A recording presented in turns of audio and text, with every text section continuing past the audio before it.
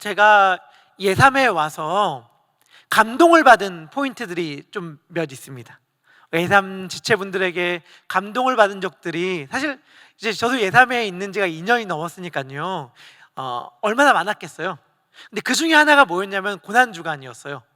제가 고난주간 때 우리 예삼의 청년들에게 뭐뭐 하자라고 말하지 않습니다.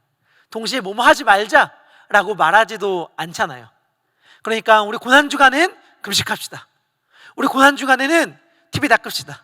우리 고난주간에는 뭐 하지 맙시다. 뭐 하지 맙시다. 이렇게 말을 안 하잖아요.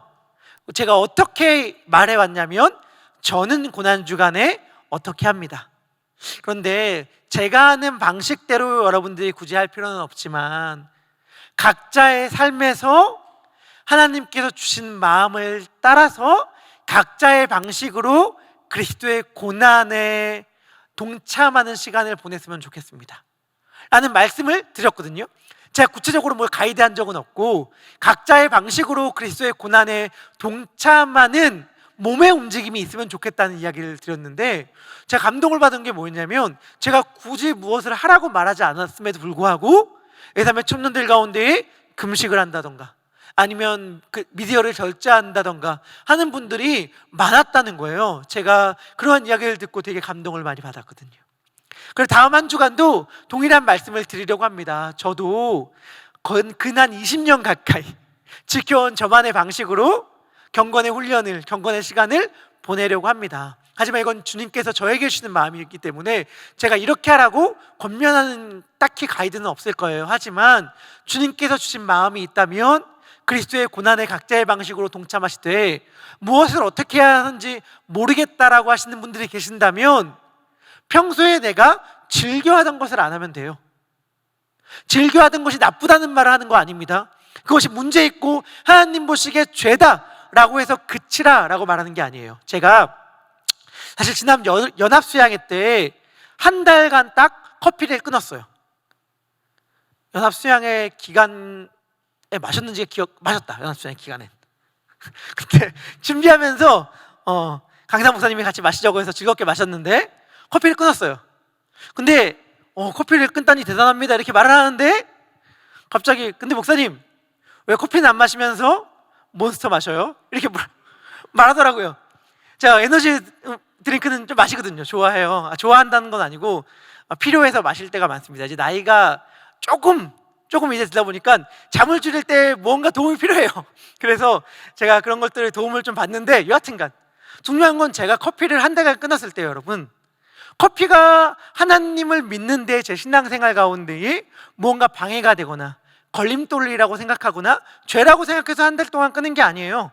그러면 제가 지금 커피를 마시는 모습을 보면서 죄책감이 들 텐데 그게 아니에요. 제가 그걸 끊은 이유는 딱 하나였어요. 제가 좋아하는 거라서. 무슨 말이냐면 제가 평소에 습관적으로 좋아하기 때문에 찾았던 그것을 의지적으로 끊으면 어떠한 유익이 있냐면 이런 유익이 있어요. 왜 안 마시는지를 생각하게 돼요. 평소에 아무렇지도 않게 커피를 마시려고 하다가 맞다, 수련회 때문에 커피 안 마시기로 했지 라고 하면 자동적으로 저도 모르게 수련회에 향한 생각을 한 번이라도 더 하게 되고 그로 인해서 기도를 한 번이라도 더 하게 되는 유익이 있는 거예요. 왜 식사를 끊는가? 저는 조금 나름대로 오랜 기간 동안 고난주간에 금식을 지켜왔는데 밥을 먹는 게 죄라서가 아니에요. 너무 당연하게 때가 됐을 때 밥을 찾을 때에 맞다, 고난주간이니까 밥 안 먹지라는 생각을 하면서 동시에 맞아, 예수님이 나를 위해 죽으셨지를 생각할 수 있게 만드는 어찌 보면 알람 시계 같은 느낌으로 저는 금식 같은 걸 하거든요. 그러니까 여러분들 좋아하는 걸 끊는다고 말하는 것은 그거 나빠, 그거 문제 있으니까 하지 마세요, 이번 기회를 빌미로 해서 아예 끊어버리세요, 제가 그런 말을 하려고 하는 게 아니라 그런 걸 절제함으로 그리스도의 고난에 대해 묵상할 수 있는 시간을 우리의 삶 가운데 가졌으면 좋겠다 라는 말씀을 드리면서 여러분들이 익숙하게 해왔던 즐겨 행했던 그런 모든 것들 가운데 하나를, 가장 대표적인 것들을 일주일 동안 절제하면 어떨까라는 말씀을 드립니다. 그런 말씀과 함께 일주일간을 보냈으면 좋겠습니다.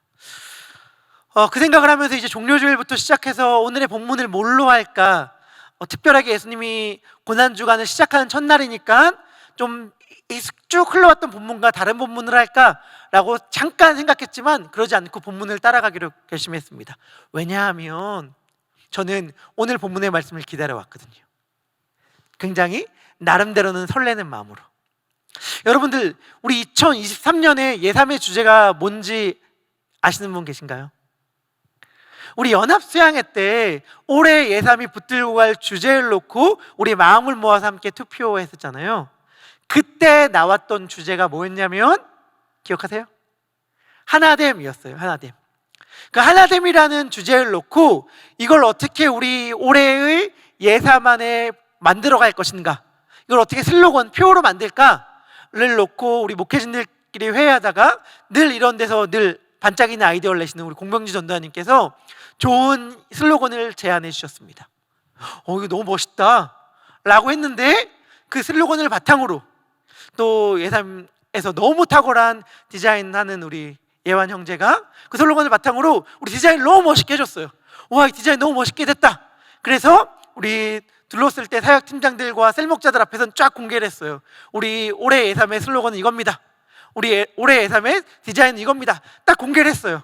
그리고 이제 예3에도 예배 때 공개를 해야지 라고 생각을 했는데, 또 어떤 마음이 들었냐면 그냥 공개하기는 싫은 거예요. 왜냐하면 그냥 공개하고 그 다음에 하나님의 말씀을 전하면 따로 돌까봐. 그래서 이게 뭔가 우리들 가운데 마음에 남지 않을까봐 제가 기다렸어요. 뭘 기다렸냐면, 왠지 올해 예3의 주제를 잘 설명할 수 있는 본문을 우리 주님께서 허락하실 것 같다. 그 본문이 나오기까지 좀 기다렸으면 좋겠다 라고 하면서 마가복음을 읽고 읽는데, 한 2, 3주 전에 쭉 마가복음을 읽다가 오늘 본문의 한 단어가 눈에 들어왔습니다. 그리고 제가 생각했던, 품고 있는 예3의 슬로건과 디자인과 딱 이게 맞아떨어지는구나 라고 생각이 되었어요. 그래서 오늘 본문을 언제 설교할 수 있을까를 기대하기 시작했어요. 왜냐하면 이 디자인, 오래전에 디자인된 이 디자인을 예3 청년들에게 빨리 공개하고 싶은데 언제 공개했으면 좋겠는가 할 때 오늘 본문을 설교할 때니까 오늘 제가 기다려왔습니다. 그래서 오늘 설교 마지막에 우리 예3 올해 디자인과 슬로건을 발표할 텐데 기대하는 마음으로 우리 오늘 설교를 잘 들어주셨으면 좋겠습니다. 그러면서 동시에 오늘 본문에 보면은 이제 금요일날 성찬식을 하는데 성찬식에 관한 말씀이 나오거든요. 이 성찬에 대한 말씀을 묵상하면서 제가 성찬식 설교를 좀 이때까지 해왔잖아요. 그런데 2020년 11월에 했던 성찬식 설교가 있어요. 아마 기억하시는 분들이 거의 없을 텐데 2020년 11월에 제가 네 번째 잔과 예수 그리스도의 십자가라는 제목으로 설교를 했습니다.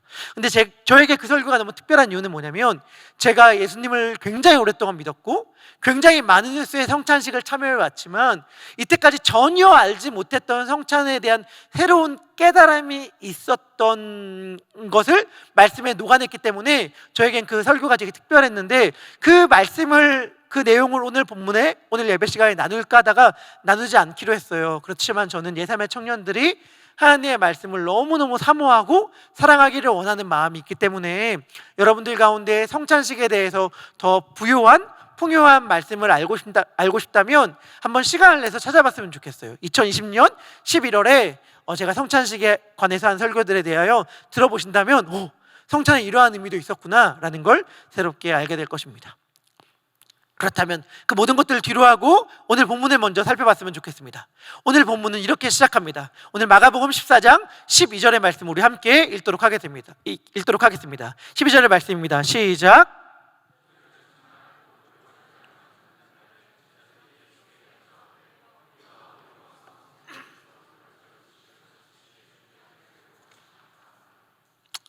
아멘. 제가 유월절의 의미에 대해서는 지난주에 말씀드렸습니다. 유월절은 하나님의 사자가 문틀에 어린 양의 피가 있는 집은 넘어갔던 것을 기념하는 절기라는 말씀을 드렸어요. 그런데 이 유월절에 가장 중요한 게 뭐였냐면 밥 먹는 거였습니다. 우리가 명절, 특별히 기념하는 날과 식사를 굉장히 밀접하게 연관짓잖아요. 이건 인류 공통의 문화인 것 같아요. 생일을 특별하게 기념하는 건 뭐죠? 식사죠. 미역국을 먹든 케이크를 먹든 우리가 어떠한 기념일을, 인간은 어떠한 방식으로 기념하는 걸 좋아하냐면 식사로. 그래서 우리 미국의 가장 큰 명절 중에 하나가 언제냐면 땡스기빙, 추수감사절이잖아요. 그때 우리는 뭐를 먹어요? 칠면조를 먹죠. 터키를 먹는데 사실 안 먹는 사람들이 더 많아서 요즘에는 그걸 먹는다고 말하긴 애매하지만, 그래도 평소에는 그게 비싸고 좋은 음식이라서 안 먹는 게 아니라 우리 많은 경우에는 맛이 없어서 안 먹는데, 그날 굳이 터키를 먹는 이유는 뭐냐면 그 명절을 기념하기 위함이잖아요. 한국 때 추석 때는 송편을 빚어서 먹죠. 유대인들 같은 경우는 유월절을 지키는 식사가 굉장히 중요했습니다. 그래서 유월절 식사 이름이 세데르라고 하는 히브리어인데, 이 히브리어의 이름의 뜻이 뭐냐면 질서였어요. 질서. 그러니까 식사의 질서를 지키는 게 얼마나 중요한지, 식사를 어떻게 먹는 게 얼마나 중요한지 유월절 이름이 질서였다니까요. 그래서 유월절 식사를 이제 해야 되는데, 유월절 식사를 하기 위해서는 식사를 할 장소도 필요하고, 식사를 할 음식 재료도 필요하고, 요리를 준비할 사람들도 필요하잖아요. 그러니까 제자들이 예수님께 이렇게 묻는 거예요. 예수님, 우리 밥 어디서 먹어요? 우리들이 너무 익숙한 말인 거예요. 이건 특별한 말이 아니에요. 이런 거죠. 오늘 어디서 밥 먹지? 식당 어디로 가요? 예를 들어 만약에 오늘 애프터를 하게 되는 셀들이 있다면 오늘 밥 어디서 먹을까? 고민하잖아요. 이런 것처럼 예수님의 제자들이 이걸 놓고 고민하기 시작한 거예요. 특별히 유월절 식사의 중요한 원칙 중 하나는 뭐냐면 예루살렘 성 안에서 식사를 하는 것이었는데, 예수님의 무리들은 갈릴리라는 촌동네에서 올라왔기 때문에 예루살렘에는 집이 없었어요. 그래서 어디서 식사를 해야 될지 예수님께 물은 거죠. 그러니까 예수님이 이렇게 대답해 주십니다. 13절입니다. 우리 13절의 말씀도 우리 함께 읽도록 하겠습니다. 시작.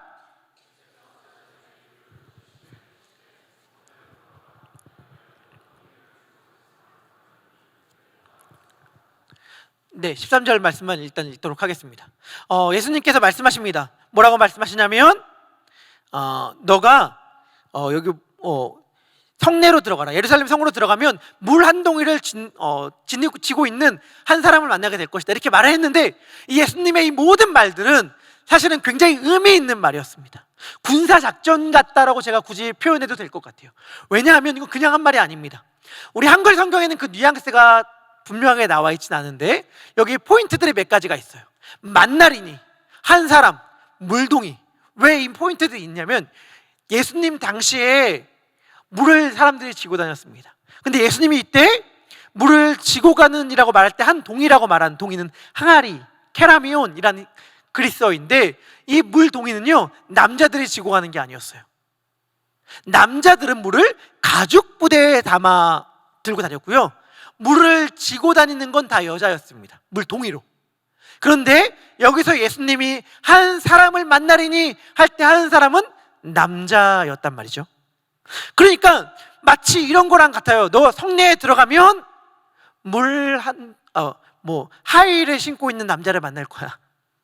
혹은 여자 백 같은 걸 들고 있는 남자를 만날 거야. 이렇게 말하는 셈이에요. 그러니까 누가 봐도 딱 한눈에 알아챌 수 있는 사람.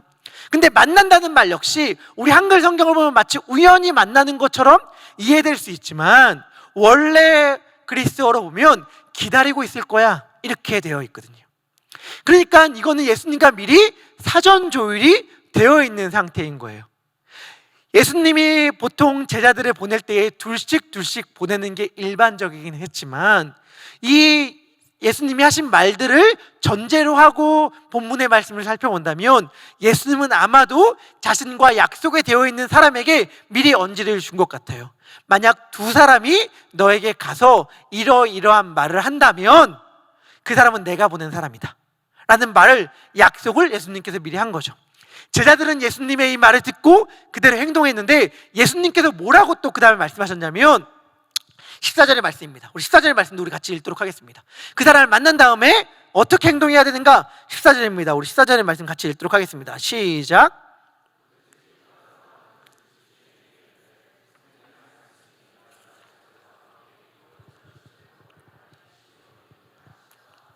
아멘. 예수님께서 그가 들어가는 그 집에 들어가서 그 집주인에게 이렇게 말하라. 그러면 그 집주인이 다 준비해 줄 것이다 이렇게 말을 해요. 제자들은 예수님이 말한 것처럼 행동했고 예수님의 말처럼 다 되었고, 그래서 이 집 주인이 큰 방을 내어 주었고 그 방에서 유월절 식사를 하고 마지막 만찬이라고 하는 성만찬도 하게 됩니다. 이야기는 이렇게 흘러가요. 그런데 제가 평소 때라면 그냥 아무렇지도 않게 읽고 넘어갔을 한 단어가 제 눈에 들어오기 시작했습니다. 제가 말했잖아요. 언제 이 로고와 언제 이 디자인을 발표할 것인가를 굉장히 기다리고 있었다고요. 기다리고 있어서 그런지 한 단어가 눈에 들어왔습니다. 제가 거기서 오늘 설교의 본문을 따왔는데 그게 뭐냐면 나의 객실이 어디 있느냐입니다. 예수님이 그 집 주인에게 이렇게 물으라고 시켰습니다. 나의 객실이 어디 있느냐. 저는 이 말을 읽었는데 성경책을 읽다가 여기에 눈이 딱 꽂힌 다음에 그 다음에 넘어가질 않았어요. 말씀이 계속 이 말씀이 제 안에서 맴돌기 시작했습니다. 되뇌이기 시작했어요. 왜냐하면 예수님이 마치 저에게 이렇게 묻고 있는 것 같았거든요. 문구야, 너의 삶에, 너의 영혼 가운데에 나의 객실이 어디에 있니? 내가 너의 마음을 정말 열심히 찾고 뒤지고 헤집고 있는데 너의 마음 가운데에 나의 객실이 있니? 바쁜 너의 삶, 두려움과 염려와 세상 여러 가지 근심거리로 꽉 차서 여유가 없는 너의 마음 가운데에 나의 객실이 있니? 동시에 예 삶에 내가 머물 객실이 있니? 우리에게 저의 시대에는 너무 유명한 노랫말 가사처럼 암만 제 속을 뒤집어 봐도 내 안엔 나로 가득 차 있어서 주님이 머물 객실이 없는 것처럼 보이는 거예요. 근데 이게 좀 더 저에게는 의미 있게 생각된 이유가 있었어요. 그게 뭐냐면 이때 예수님께서 하신 말씀, 나의 객실이 어디 있느냐라고 할 때에 객실이라는 그리스어가 카탈루마라는 단어인데 이 단어가 대표적으로 쓰인 곳이 어디냐면 누가복음 2장 7절의 말씀이거든요. 우리 누가복음 2장 7절의 말씀도 우리 함께 읽었으면 좋겠습니다. 시작.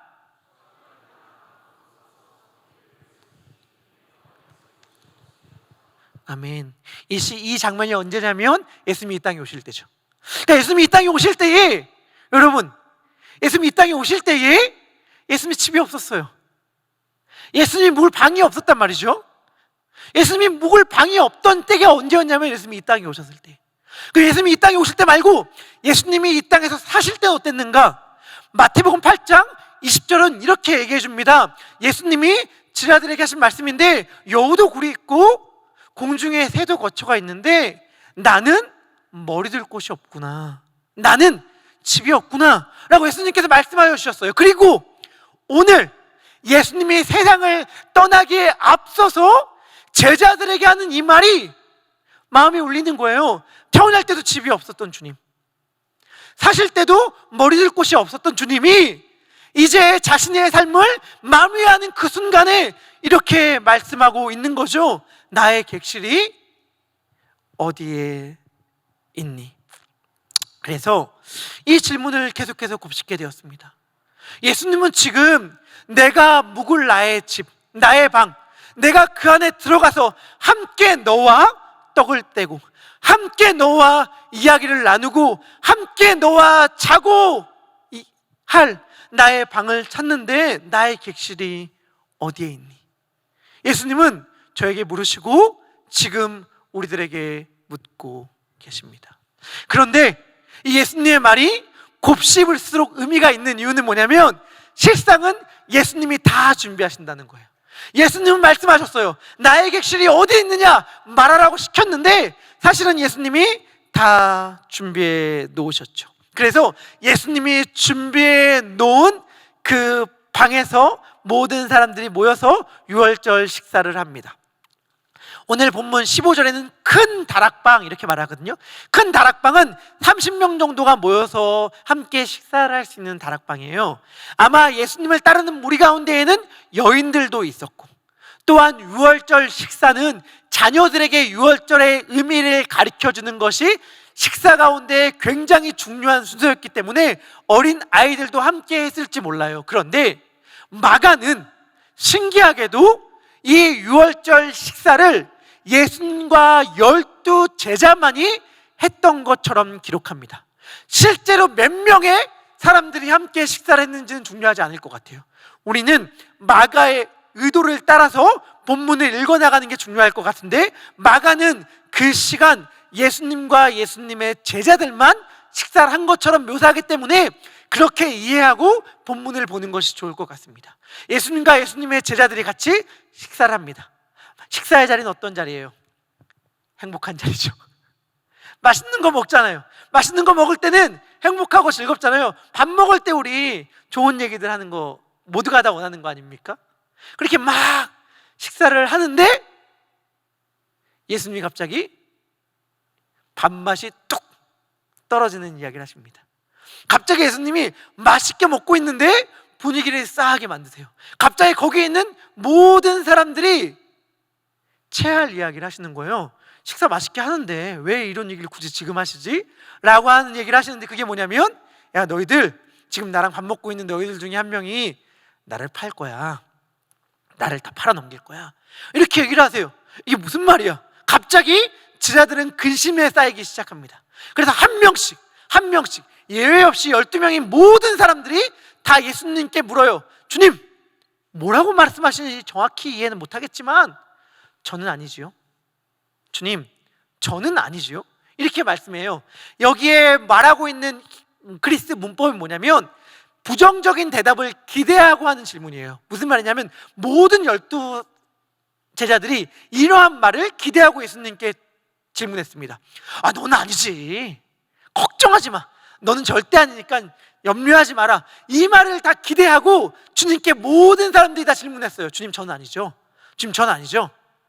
다른 사람은 모르겠지만 저를 가리켜 한 거 아니죠. 이렇게 얘기했는데 예수님이 그때에 제자들의 기대와 전혀 상관없는 대답을 하세요.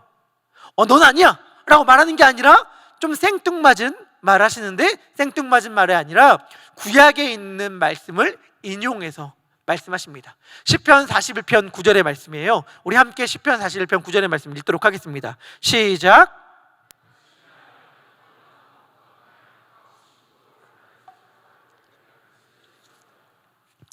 이 시편의 말씀을 인용해서 예수님이 뭐라고 말씀하셨는가? 마가복음 14장 20절의 말씀인데요, 그 말씀도 함께 읽도록 하겠습니다. 14장 20절입니다. 시작.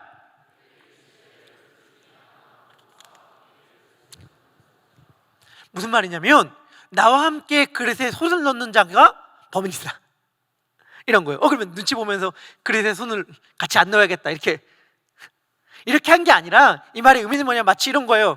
요즘에는 사실 그런 분들이 젊은 우리 청년들 가운데 거의 없고, 특히 코비드 이후에는 거의 없겠지만 마치 이런 거나 마찬가지입니다. 야, 너희들 중에 나랑 같은 찌개에 같이 숟가락 넣는 사람이 나를 파는 사람이다. 혹은 나랑 같이 커피에 빨대를, 스트로우를 쉐어하는 사람이 나를 팔 사람이야. 이렇게 말하는 셈이에요. 이 말의 의미가 뭐냐면 완전히 가족 같은 사람, 완전히 내 편이라고 생각하는 사람, 완전히 내가 신뢰하는 사람이 나를 팔아넘길 거야 라고 예수님께서 말씀하신 셈이죠. 제자들의 분위기가 얼마나 엉망이 됐겠어요. 그런데 여기서 중요한 것, 제자들의 분위기와 전혀 상관없이 예수님은 할 것 다 하십니다. 제자들은 입맛이 뚝 떨어지고 밥 먹을 기분도 다 사라졌는데 그냥 떡도 나눠주고 잔도 나눠주고 먹어라 마셔라 다 하고 있어요. 그러니까 제자들은 그냥 먹으면서도 불편하게 먹고 마시고 있었겠죠. 그리고 유월절의 순서를 다 지키십니다. 마가복음 14장 26절의 말씀입니다. 우리 14장 26절의 말씀도 같이 읽도록 하겠습니다. 시작. 여기서 찬미하다는 것은 무엇이냐면 유월절 식사의 순서 가운데 시편의 말씀으로 찬양을 하는 순서가 있거든요. 그 순서를 지켰다는 거예요. 그러니까 예수님은 지금 할 것들을 다 하시고 제자들과 함께 감람산이라고 이름 붙은 산으로 가십니다. 그 산에서 예수님은 또 제자들의 마음을 엄청나게 불편하게 할 말을 또 하세요. 27절의 말씀인데요, 27절에서 예수님은 이렇게 제자들에게 말씀하십니다. 너희가 다 나를 버릴 거야. 왜냐하면 이건 성경에 기록된 거거든. 내가 목자를 치리니 양들이 흩어지리라 하였음이니라, 이렇게 말합니다. 너희들, 아까는 너희 중에 한 명이, 뭐라고? 한 명이 나를 팔 거야 라고 말하니까 나는 아니죠 다 말했지. 근데 너희들 명심해야 된다. 너희 중에 한 명만 문제 있는 거 아니야. 너희 중에 한 명, 배신자 누구냐? 색출할 필요 없다. 왜? 다 떠날 거거든. 야, 그 한 명 찾을 필요 없어. 다 부인하고 다 떠날 거야 라고 예수님이 말씀하여 주셨어요. 그러니까 갑자기 베드로가 대뜸 일어나서 주님, 다른 사람은 다 떠나도요, 저는 안 떠납니다. 저 아시죠? 저는 절대 안 떠나요. 베드로가 이렇게 목에 힘을 주었다고 했으니까 예수님이 하신 말씀, 야, 너다. 너가 오늘 밤에, 내일 밤도 아니고 모레 밤도 아니고 뭐요? 오늘 밤에 닭이 2번 울기 전에. 이 말은 뭐냐면 내일 아침도 오기 전에, 오늘 밤에 닭이 울기 전에 네가 나를 1번, 2번, 3번 부인할 거야, 이렇게 얘기하세요. 그러니까 제자들이, 베드로가 얘기하죠. 주님, 두고 보십시오. 지켜보십시오. 주님과 함께 죽기까지도 불사하는 저의 모습을 보게 될 것입니다. 베드로가 이렇게 얘기하고, 베드로만 이렇게 얘기한 게 아니라 성경은 또 뭐라고 굳이 얘기하고 있는가? 다른 모든 제자들도 이와 같이 말하니라, 이렇게 이야기하고 있습니다. 이 분위기와 예수님의 태도를 저는 생각해 봤으면 좋겠어요. 예수님은 제자들이 나를 팔 거라고 얘기를 하세요. 제자들은 예수님의 말씀에 마음이 불안해져서 웅성거리며 근심하고 염려하며 누굴까? 난 아니겠지? 막 하고 있어요. 그런데 신기한 것, 예수님의 말씀으로 인해서 제자들은 엄청 들썩거리면서 서로 자기의 결심을 확인하기도 하고 불안해하기도 하고 두려워하기도 하는데, 실제로 제자들의 배신과 부인과 떠남을 경험할 예수님만은 조금도 흔들림 없이 자신의 길을 걸어가세요. 마치 개가 아무리 멍멍거리며 큰 소리로 짖어대도 기차는 뭐라고요? 지나가듯이, 닭의 목을 비틀어도 새벽이 오듯이 제자들이 아무리 문제와 허물과 근심과 두려움에 빠져있다 하더라도, 아니 예수님의 말씀 그대로 자신을 팔아넘기고 모른다고 부인하고 한 명도 남김없이 다 떠나간다 하더라도 제자들의 어떠함과는 전혀 상관없이 예수님은 예수님의 일을 하십니다. 예수님은 예수님의 일을 하세요. 그런데 그때 핵심, 그 예수님의 일이 뭔가? 그 예수님께서 제자들의 어떠함과 상관없이 예수님이 하시는 예수님의 일이 뭐죠? 예수님이 하시는 예수님의 일은 제자들을 교회로, 주님이 거할 집으로 만드는 것이었습니다. 제자들은 예수님을 부인하고 떠날지 모르겠지만 예수님은 계속해서 그 제자들에게 하시는 일은 나의 거할 처소를 만들고 계신 거였어요. 예수님이 나를 배신하고 떠날 제자들에게 행했던 것이 뭐예요? 성만찬이잖아요. 마지막 만찬을 예수님께서 제자들과 행하셨죠. 그때 떡을 떼어주시면서 내 몸이라 라고 말씀하여 주셨습니다. 성경 전체를 통틀어서 명시적으로 교회는 뭐뭐다, 교회는 땡땡이다 라고 말하는 구절은 딱 한 구절밖에 없습니다. 그 한 구절이 뭐냐면 에베소서 1장 23절의 말씀이에요. 에베소 1장 23절의 말씀을 우리 함께 읽도록 하겠습니다. 에베소 1장 23절입니다. 시작.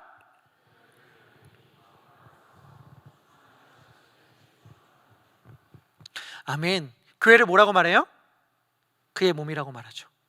예수님이 마지막으로 제자들과 함께 행했던 게 뭐예요? 자신의 몸을 제자들에게 떼어주심으로, 내 몸 먹으라가 아니라 예수님은 이렇게 하신 거거든요. 너가 내 몸이야. 이제 너는 내 몸이 되어라. 다시 말한다면, 에베소서의 표현을 빌려 말한다면 너희가 내가 거할 내 교회야, 이렇게 말씀해 주세요. 제자들의 그 어떤 연약함과 어떤 부족함과 어떠한 초라함에도 불구하고 예수님은 제자들을 교회로 만드십니다. 그분은 그럴 능력이 있으신 분이에요. 그러면서 제가 우리들의 모습을 생각하게 되었습니다. 여러분들은 어떠세요? 여러분들의 삶 가운데에서 예수님을 부인하는 시간들이 너무 많이 있죠.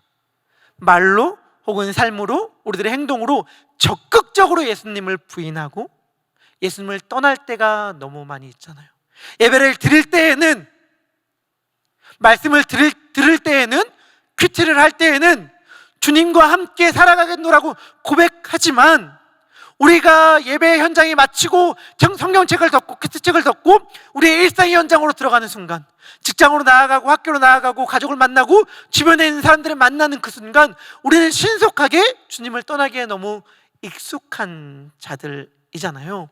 더 이상 주님을 믿는다고 말하기도 민망할 정도의 삶을 살아가는 자들이고, 주님을 떠난 삶을 살아가다가 완전히 망하고 완전히 무너져 내려서 폐허가 된 자신의 모습을 바라보고 있으면서도 다시 주님 앞에 나오기가 너무 민망해서 주님 앞에 나오지도 못하는 모습들이 바로 우리들의 모습 아닙니까?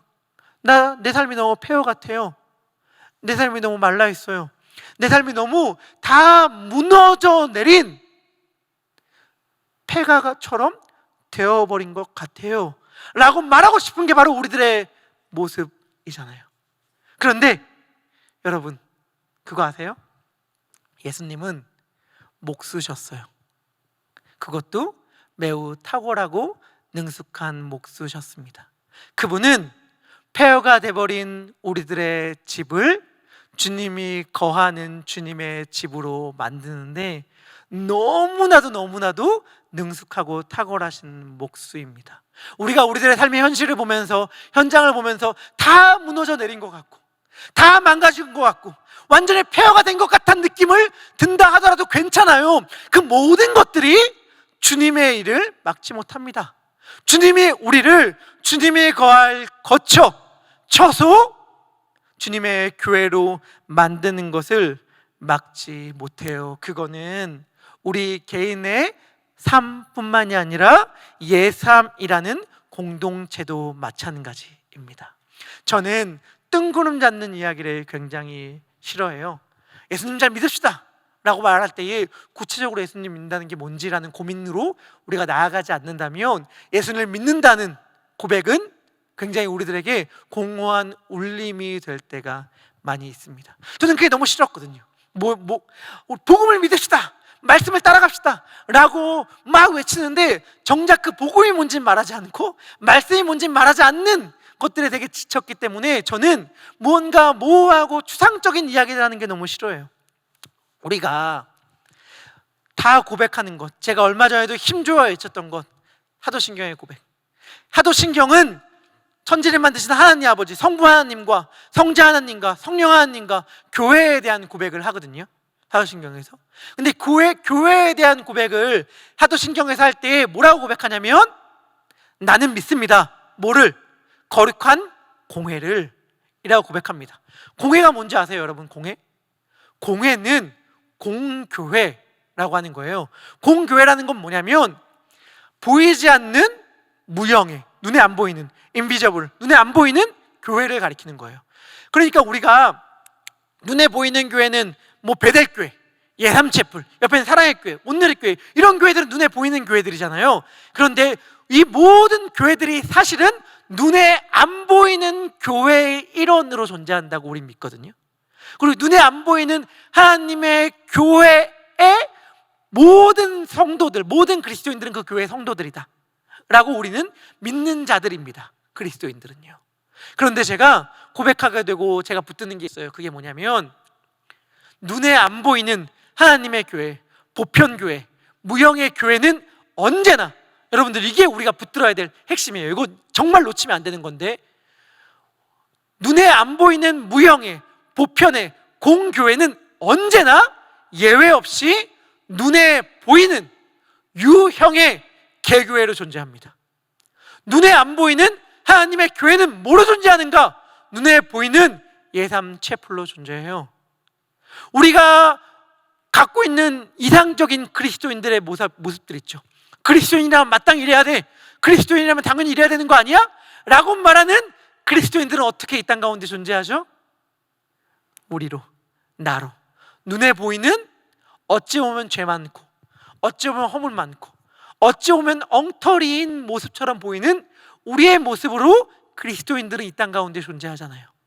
마찬가지로 우리가 볼 때는 허물도 많고, 우리가 볼 때는 여전히 연약하고, 우리가 볼 때는 어떨 때는 굉장히 엉터리인 것처럼 보일지 모르겠지만, 하나님은 놀랍게도 자신의 거룩하고 영광스러운 교회를 이 땅에 허물 많고 연약한 교회의 모습으로 드러내기로 작정하셨어요. 그래서 저는 늘 이렇게 말합니다. 누군가 저에게 질문해요. 이건 제가 설교 시간에 이 설교 시간을 위해서 준비한 말이 아니라 제가 확신 있게 말씀드리는 건데, 언제나 예외 없이 제가 했던 대답이라는 사실을 말씀드리면서 제가 이야기하는 것입니다. 그게 뭐냐? 누군가가 저에게 물어요. 목사님, 교회가 뭐라고 생각하세요? 교회가 뭐라고 생각하세요? 저는 그때마다 예외 없이 대답합니다. 저에게 교회는 예삼체플입니다. 저에게 교회는 베델교회예요. 왜요? 제가 이해하는 바로 교회는 그렇게밖에 존재할 수 없기 때문입니다. 교회는 언제나 눈에 보이는 이러한 개의 교회, 예삼체플의 형태로 존재할 수밖에 없고요. 여러분, 중요한 건 하나님이 지금 이 시간 우리를 여기로 인도하셨다는 사실이에요. 우리 이 자리에서 예배드리고 있는 모든 분들, 그리고 온라인 통해서 예배드리고 있는 모든 예삼의 청년들은 명심해야 될 것은 무엇이냐면, 하나님은 그냥 우리를 아무 교회의 일원으로, 눈에 보이지 않는 보편교회의 일원으로 부른 게 아니라 우리를 예삼체플의 성도로 부르셨다는 사실이에요. 여러분들, 이거를 우리는 명심해야 됩니다. 그것을 기억할 때에 어떠한 마음의 태도에서 우리가 벗어날 수 있냐면, 나만 잘하면 되지 뭐 에서 벗어날 수 있어요. 예삼체플 안에서도 그러한 모습들이 있다면 우리는 이 생각이 잘못되었다는 걸 바로 알아야 됩니다. 내 셀만 잘하면 되지 뭐, 내 사역팀만 잘하면 되지 뭐, 혹은 더 나아가서 나 개인의 신앙생활만 잘하면 되는 거 아니야? 내만 예수님 잘 믿으면 되는 거 아니야? 그런 거는 불가능해요. 그렇게 잘하는 건 있을 수가 없어요. 왜냐하면 하나님이 우리를 그렇게 부르시지 않았기 때문이에요. 하나님이 우리를 예삼체플로 부르셨고, 이곳 가운데에 주님이 거할 처소를 만들기로 작정하셨고, 이곳 가운데 우리로 하여금 그 처소가 되라고 말씀하여 주셨습니다. 이것이 우리들에게 주님께서 말씀하신 약속이에요. 이 약속을 그리고 2023년의 주제로 잡았습니다. 2023년 우리 예산의 표가 뭐냐라고 한다면, 2023년 예산의 표현은 이렇습니다. 우리 예삼의 주제가 여기 있죠. Dwelling in 예삼. 이 말의 의미가 뭐냐? 하나님이 예수 그리스도가 예삼 안에 거한다. 그리고 그렇기 때문에 우리도 예삼 안에 있어야 한다. 예삼을 떠나서 신앙생활하는 것 당연히 가능하죠. 교회가 예삼밖에 없습니까? 아니죠. 하지만 동시에 명심해야 될 사실은 뭐냐면, 지금 우리를 주님은 여기로 부르셨다는 사실이에요. 지금 우리를 주님은 예삼체플로 부르셨습니다. 그래서 우리 기억했으면 좋겠어요. 하나님이 예삼 안에 계시구나. 그리고 우리도 예삼 안에 있으시라고 주님께서 우리를 부르셨구나. 그래서 이 주제를 놓고 이제 제가 기대하라고 한 시간 이 주제를 놓고 우리 예한 형제님이 디자인해 주셨습니다. 우리 예삼, 저기 파란색 바탕에 있는 예삼의 로고가 이것도 역시 예삼의 희영자매님이 디자인해 주셨는데, 이 의미 여러분들 알고 계신가요? 제가 몇 번 설명을 들었는데, 반석 위에 지은 집이에요. 이 집이 십자가를 안고 있고, 역시 예삼이 가족 공동체인 동시에 그냥 가족, 자기들끼리 친한 공동체가 아니라 십자가의 복음을 붙들고 있고, 주님의 약속, 내가 내 반석 위에 교회를 세우겠다는 주님의 약속을 담은 의미의 로고가 저 예삼 로고거든요. 근데 이 로고를 약간 좀 옆으로 돌려봤습니다. 약간 옆으로 돌려보니까 그 안에 하나님이 계시는구나 라고 하는 것, 그 의미를 담은 것이 2023년의 예삼의 로고입니다. 얻어보시죠. 이 집을 약간 돌린 거예요. 돌리니까 여기 에베소서 말씀인데, 우리가 그가 거할 처소로, 하나님이 거할 처소로 만들어진다라고 하는 에베소서의 말씀을 바탕으로 해서 이 로고가 나온 것인데, 이 집을 탁 기울였더니 dwelling in 예삼, 하나님의 예삼 안에 있고 우리도 이 안에 거하자 라는 의미가 있고, 이걸 또 다른 각도에서 또 멋있게 또 아름답게 디자인을 해주셔서 다음 이미지도 보여주시면 또 이런 이미지도 만들어 주셨습니다. 이게 우리가 올 한 해 품고 갈 예삼해 주신 비전이고 마음이에요. 그리고 여기에 하나 더, dwelling in 예삼을 줄이면 DIY가 되잖아요. 이 DIY를 우리 익숙한 말로 표현하면 뭐냐면 do it yourself. 이거 무슨 뜻인지 다 알죠? 뭐 아이케아 같은데 뭐 가구 사면 이렇게 하라고 되어 있잖아요. 완성품을 사는 게 아니죠. 우리가 우리의 손을 걷어서 만들어가는 거죠. 여기 있는 모든 분들은 하나님께서 하나님이 거할 처소로가 되라고 우리의 손을 걷고 팔을 걷어붙이고 각자의 자리에서 만들어가라고 주님께서 부르신 자들이에요. 이거를 셀 목자한테 미루면 안 돼요. 사역팀장한테 밀어서도 안 되고, 사역팀들에게 밀어서도 안 되고, 목회진에게 밀어서도 안 되고, 우리 모두가 다 해야 할 역할입니다. 근데 신기한 거, 우리가 우리들의 팔을 걷고 우리가 우리의 힘으로 주님의 집을 만들어야겠다 라고 하는 순간, 그래서 우리의 작은 결단과 결심을 하는 순간 뭘 알게 되는가? 뭘 깨닫게 되는가? 와, 하나님이 하시는 거구나. 하나님이 만드시는 거구나. 내가 누군가에게 미루지 않고 내 힘으로, 내 노력과 내 의지를 갖고 하나님께 주시는 마음으로 순종하여서 내 팔을 걷어붙였는데, 돌아켜보니 이건 누가 하셨나? 하나님이 하셨구나 라고 고백할 수밖에 없는 것. 이것이 주님께서 말씀하시는 약속이에요. 나의 거할 처소가 어디 있느냐? 나의 거처가 어디 있느냐? 내 방이 어디 있니? 주님께서 말씀하셨지만 제가 이야기 들었잖아요. 주님께서 그 방을 다 마련해 주셨다고. 그리고 주님께서 그 방을 마련해 주시는 걸 경험하고 내 안에 가득 차 있는 두려움과 근심과 염려를 비우고 내 안에 주님이 거할 방을, 자리를 만들어줄 사람은 어떤 삶의 경험을 하게 되는가? 하나님께서 지키심으로 완전히 안전하구나, 두렵지 않구나, 하나님이 나와 함께 하시니 더 이상 겁나지 않구나 라는 경험을 하게 되어요. 그래서 이 교회, 주님이 주님의 집이 된 이 제자들은 모두가 다 죽음의 길을 걸어가요.